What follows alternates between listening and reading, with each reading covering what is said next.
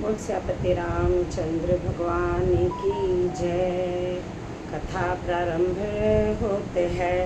आओ वीर हनुमान, राम ते लक्ष्मण जानकी, सदा करो कल्याण। मेरे प्रभु राम जय जय राम, मेरे प्रभु राम जय जय राम। बोलो राजा रामचंद्र भगवान की जय।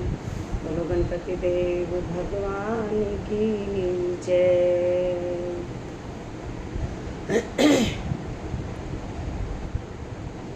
रामचरितमानस अयोध्या कांड पढ़ रही हूँ। पेज नंबर है 551 और दोहा है 268। सानुज पठई मोहि बन, कीजिए सबहि सनाथ। न तरु फेरे हूँ बंधु दो, नाथ चलूँ मैं साथ। सियापति राम जय जय राम, मेरे प्रभु राम जय जय राम। छोटे भाई शत्रुघ्न समेत मुझे वन में भेज दीजिए और अयोध्या लौटकर सबको सनाथ कीजिए।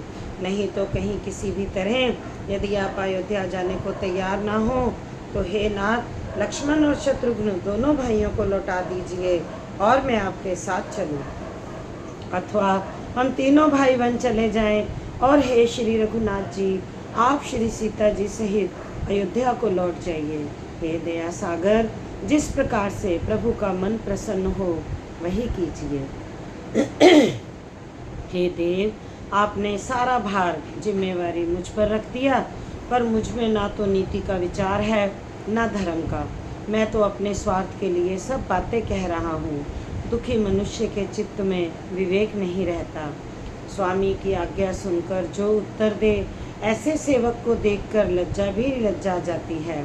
मैं अवगुणों को ऐसा अथाह समुद्र हूँ कि प्रभु को उत्तर दे रहा हूँ, किंतु स्वामी आप स्नेहवश साधु कहकर मुझे सराहते हैं।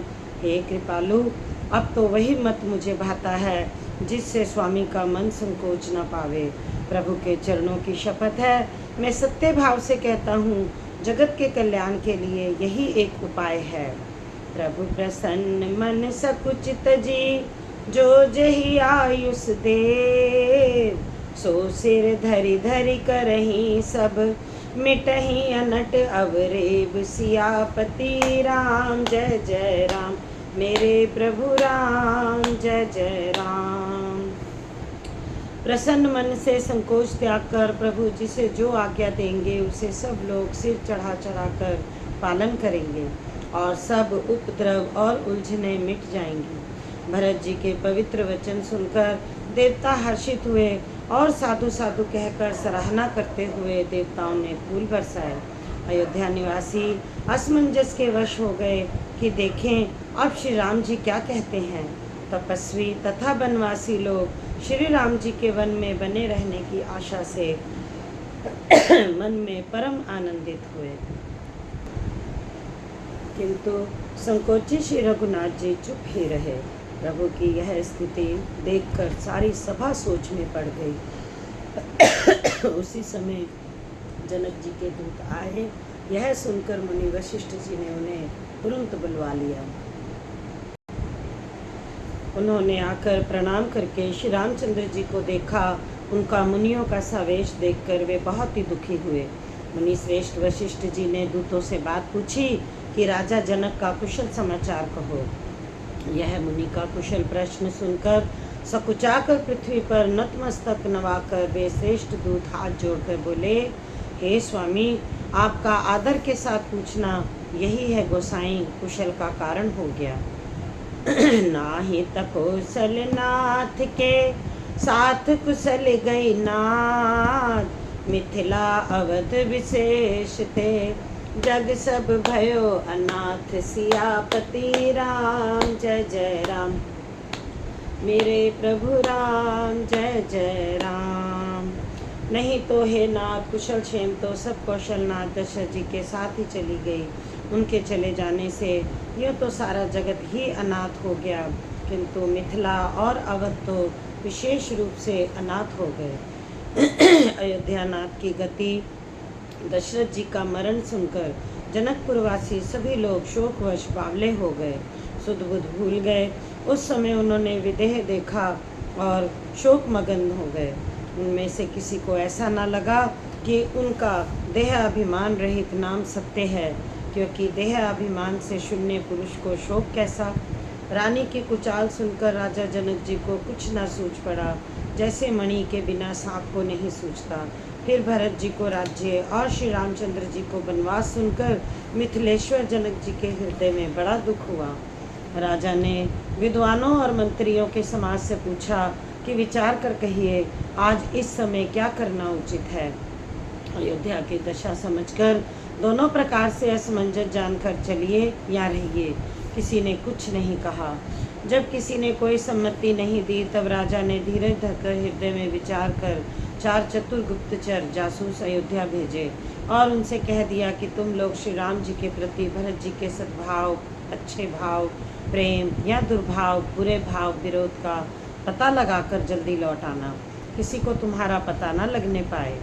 गए अवध चर भरत गति, बूझी देख करतूत, चले चित्रकूट ही भरत, 4 चले तिरहूत, सियापति राम जय जय राम, मेरे प्रभु राम जय जय राम। गुप्तचर अवध को गए और भरत जी का ढंग जानकर और उनकी करनी देखकर जैसे ही भरत जी चित्रकूट को चले, वे मिथिला को चल दिए। दूतों ने आकर राजा जनक जी की सभा में भरत की करनी का अपनी बुद्धि के अनुसार वर्णन किया। उसे सुनकर गुरु, कुटुंबी, मंत्री और राजा सभी सोच और स्नेह से अत्यंत व्याकुल हो गए। फिर जनक जी ने धीरज धरकर और भरत जी की बढ़ाई करके अच्छे योद्धाओं और सहानियों को बुलाया। घर, नगर और देश में रक्षकों के रखकर घोड़े, हाथी, रथ आदि बहुत सी सवारियां सजवाईं। वे 2 घड़ियां मुहूर्त साध कर उसी समय चल पड़े।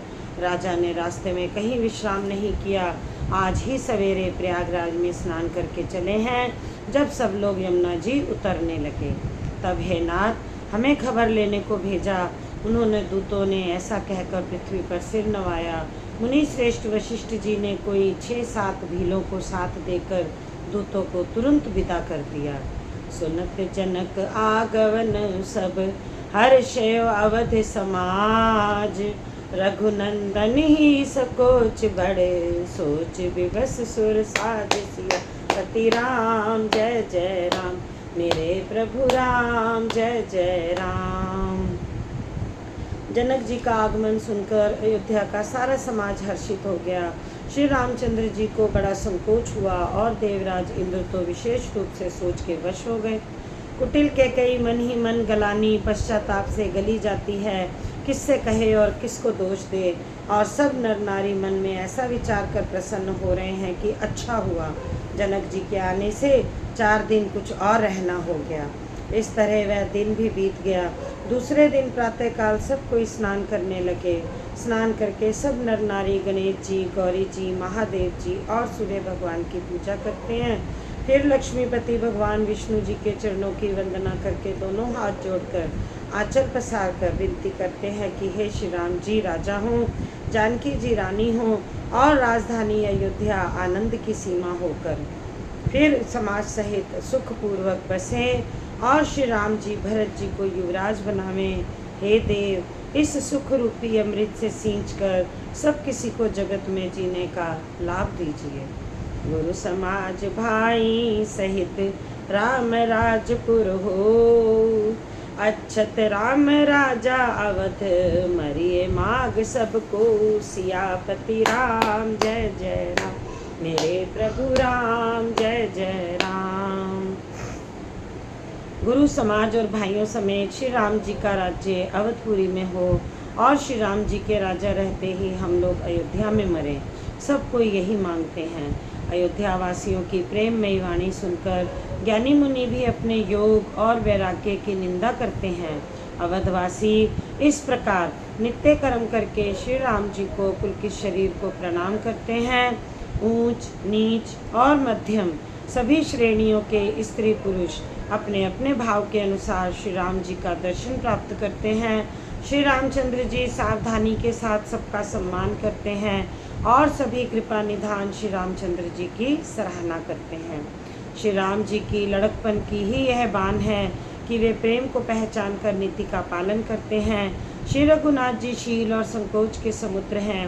वे सुंदर मुख के, सबके अनुकूल रहने वाले, सुंदर नेत्र वाले, सबको कृपा और प्रेम दृष्टि देने वाले और सरल स्वभाव हैं। श्री राम जी के गुण समूहों को कहते कहते सब लोग प्रेम में भर गए और अपने भाग्य की सराहना करने लगे कि जगत में हमारे समान पुण्य की बड़ी पूंजी वाले थोड़े ही हैं, जिन्हें श्री राम जी अपना करके जानते हैं। ये मेरे हैं ऐसा जानते हैं।